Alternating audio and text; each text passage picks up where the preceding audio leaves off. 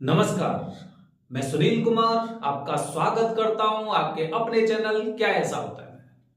दोस्तों, जैसे कि सावन का महीना 11 जुलाई से शुरू होने वाला है और दो स्थान, पूरी पृथ्वी पर दो स्थान ऐसे हैं सावन के महीने में सबसे ज्यादा भीड़ रहने वाली है। सबसे ज्यादा भीड़ मतलब ये मान के चलिए कि भगवान शिव जी के जितने भी स्थान हैं उनमें सबसे ज्यादा भीड़ दो जगह रहने वाली है ज्यादा समय के लिए।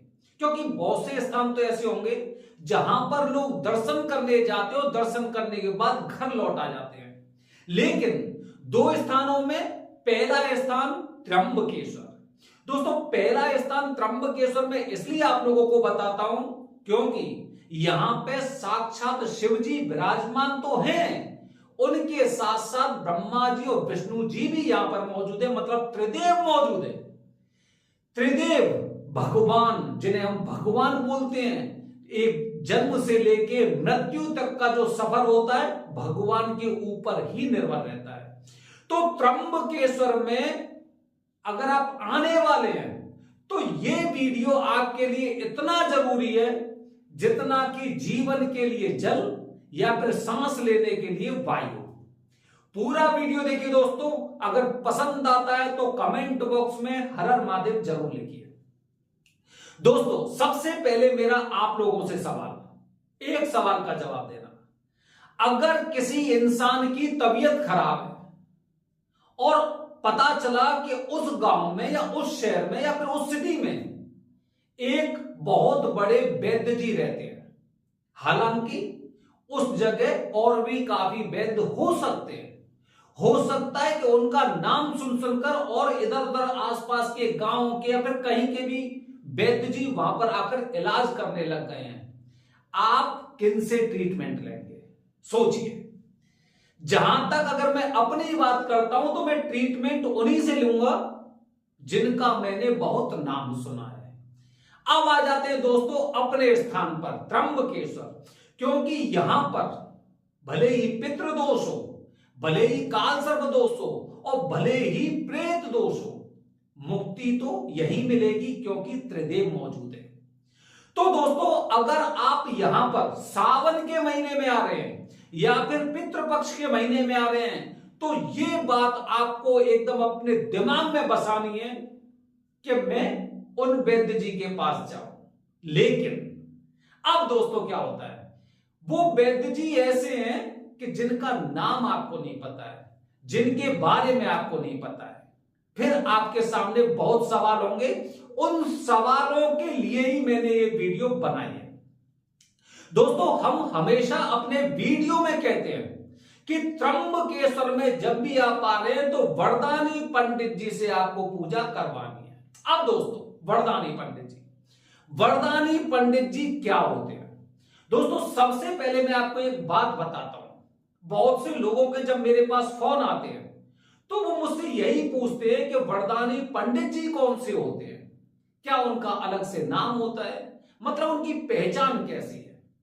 दोस्तों, यहां पर अगर हम वरदानी पंडित जी की बात करें तो वरदानी पंडित जी वो हैं जिनको सालों का अनुभव नहीं है। चाहे बहुत से लोग आप अगर देखेंगे तो काफी लोगों ने ना अपनी अपनी प्रोफाइल ऐसे बना रखी है, 40 साल का अनुभव, 45 साल का अनुभव, 25 साल का अनुभव, 19 साल का अनुभव, इस तरह से। हम साल के अनुभव की बात नहीं करते, हम पीढ़ियों के अनुभव की बात करते हैं। क्योंकि जो शुरू से चीजें चलती आ रही हैं, जो विधि चलती आ रही है, जो प्रक्रिया चलती आ रही है, उस प्रक्रिया को निरंतर उनकी पीढ़ी ही आगे बढ़ा सकती है, अन्य लोग नहीं बढ़ा सकते। वरदानी की पहचान होती है दोस्तों, वरदानी की पहचान और भी बता रहा हूं। मंत्रों का उच्चारण इनके कंठ में से इस तरह से निकलता है जैसे कि मंदिर में भगवान शिव जी के मंदिर में जाएंगे, किसी भी मंदिर में जाएंगे तो घंटा होता है ना, टन टन टन, इस तरह से आवाज निकलती है। इस तरह से मंत्रों का उच्चारण उतना होगा कि जो लोग भी पूजा कर रहे हैं वो ठीक से इनके मंत्रों को सुन सके। ठीक है, पहली बात। दूसरी बात दोस्तों, आप में से बहुत से लोग त्र्यंबकेश्वर जाने वाले हैं, मुझे पता है। अब बताइए, वरदानी पंडित जी, चलिए ये बताइए, जितने भी पंडित जी त्र्यंबकेश्वर में हैं, उनके घर में किसी की मृत्यु हुई है या नहीं हुई है, आपको क्या पता है? कैसे पता है? क्या उन्होंने अपने जो 40 दिन के 1.25 महीने का नियम होता है, क्या उसका पालन किया उन्होंने? छोड़ देते हैं। त्र्यंबकेश्वर में आप जा रहे हैं, त्र्यंबकेश्वर में दोस्तों बताइए मुझे, अगर उनके परिवार में किसी बच्चे का जन्म हुआ है, क्या 1.25 महीने का उन्होंने जो एक घर परिवार में काफी लोग सोबर बोलते हैं, काफी कुछ बोलते हैं, काफी सूतक बोलते हैं, कुछ भी इस तरह से बोलते हैं, आपके यहां पे पता नहीं क्या बोलते होंगे, क्या उनका पालन किया है? कहीं ऐसा तो नहीं कि इसी दौरान आप त्र्यंबकेश्वर जाने वाले और ऐसे गुरुजी से आप पूजा करवा रहे हैं? क्या पता आपको पता नहीं होगा। अच्छा, अगली चीज बता रहा हूं दोस्तों, वरदानी पंडित जी, एक बात बताइए, अगर कोई इंसान त्र्यंबकेश्वर में पूजा करने जा रहा है और अगर कोई लड़की है, कोई महिला है, कोई भी है, अगर उसके कुछ पीरियड शुरू हो जाते हैं, कितने दिन बाद पूजा करनी चाहिए? कहीं ऐसा तो नहीं चौथे दिन पूजा हां कर लो, 5वें दिन पूजा हां कर लो, कहीं ऐसे पंडित जी तो नहीं है?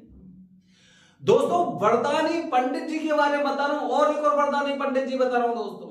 वो पंडित जी, जब भी हम त्र्यंबकेश्वर जाएंगे तो हम देखेंगे काफी पंडित जी ऐसे हैं जिनके पीछे भीड़ लगी हुई है, जिनके पीछे भीड़ लगी हुई है, लोग पूजा कर रहे हैं भीड़ में, 100-150 लोगों की। क्या वरदानी पंडित जी होंगे वो? क्या उन पंडित जी को इतना ख्याल होगा कि इन सभी की पूजा में एक साथ करा सकता हूं, मेरे मंत्रों के साथ साथ ये विधि कर सकते हैं? क्या उन्हें पता होगा? नहीं पता होगा। दोस्तों बहुत सी बार ऐसा होता है कि हम ना पैसे को अहमियत देते हैं, पैसा कम खर्च होना चाहिए, सीधी सी बात है, जितना बड़ा ग्रुप होगा उतने पैसे कम होंगे, जितना छोटा ग्रुप होगा उतने थोड़े से ज्यादा होंगे, प्राइवेट पूजा करेंगे अलग पैसे होंगे। लेकिन कम से कम ऐसा तो नहीं है कि मैं चंडीगढ़ पंजाब से त्र्यंबकेश्वर जा रहा हूं और 1000-1200 रुपए के लिए मैं 100-125 लोगों में पूजा करूंगा। कौन सी पूजा करेंगे आप? किस तरह की पूजा करेंगे? इतना 100-200-1000 रुपए बचाकर क्या करेंगे आप? ये वरदानी पंडित जी नहीं है, क्योंकि इन्हें अपने यजमान की चिंता नहीं है। जो इंसान इतनी दूर से आया है, आपके बस की नहीं है किसी और को पूजा करने दो।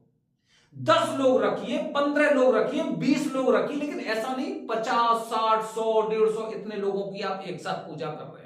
ये वरदानी पंडित जी नहीं हो सकते दोस्तों।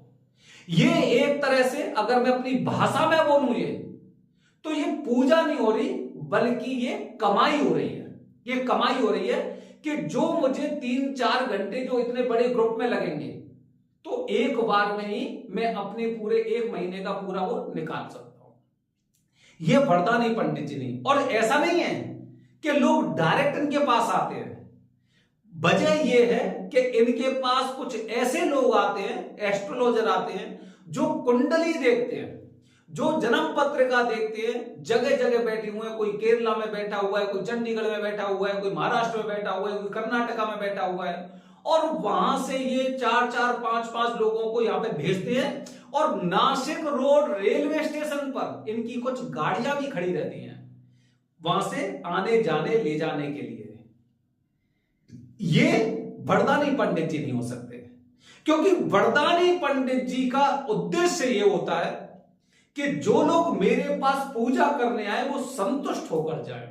और संतुष्ट कब होंगे? जब विधि पूर्वक पूजा होगी। विधि कब होगी? जब कम लोग होंगे, जो यजमान मेरे मंत्रों का उच्चारण सुन सके, जो यजमान यहां पर विधि पूर्वक पूजा कर सके।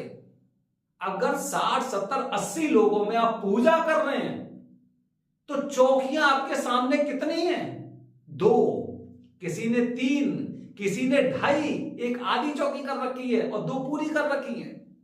और यहां पे आप पूजा करने जा रहे हैं क्योंकि आपको लगा कि इसमें बहुत ज्यादा भीड़ है, बहुत पुराने पंडित जी होंगे, इसीलिए इनकी बहुत ज्यादा चर्चा है। बहुत बड़ा नाम है, कोई नाम नहीं। इनका नाम केवल जो एस्ट्रोलॉजर होते हैं उनके पास है।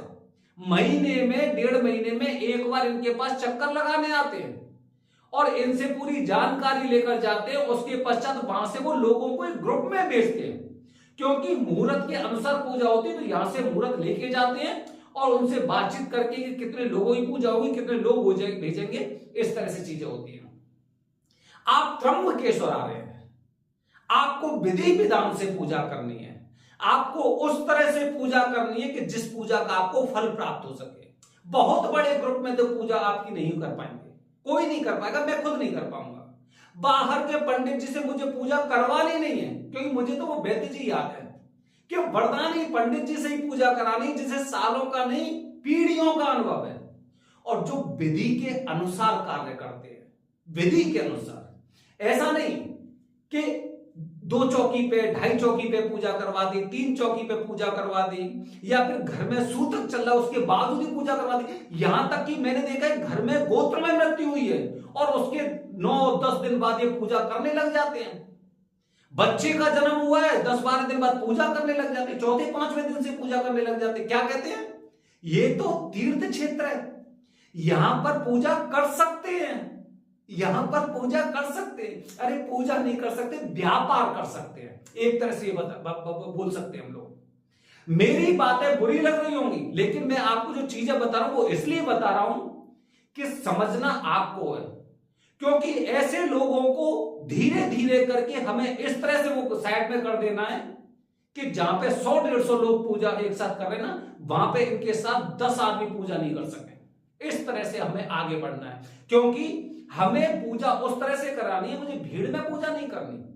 और आपको ये जानकारी कैसे मिलेगी कि इनके घर में, इनके गोत्र में किसी की मृत्यु हुई है नहीं हुई है, घर में किसी बच्चे का जन्म हुआ है कि नहीं हुआ है, घर में कोई अशुद्धि तो नहीं हुई है, कैसे पता चलेगा? नहीं पता है आपको। दोस्तों तो ध्यान रखिए, क्योंकि सावन का महीना भगवान शिव जी का सबसे पवित्र महीना आने वाला है। वरदानी पंडित जी अगर उनके घर में, परिवार में, गोत्र में किसी तरह का कोई दोष नहीं है तो निश्चित रूप से आपकी पूजा फलदायी होगी। लेकिन उससे पहले आपको ये चीजें देखनी है कि मैं जहां पे पूजा करने जा रहा हूं वो शुद्ध स्थान है कि नहीं है, वो घर शुद्ध है कि नहीं है, वो पंडित जी, वो वरदानी पंडित जी हैं या नहीं है। बने रहिए हमारे चैनल के साथ दोस्तों। आने वाली वीडियो में इसी तरह से कुछ और अलग तरह के पंडित जी के बारे में मैं आपको बताता हूं। हर हर महादेव, हरिओम।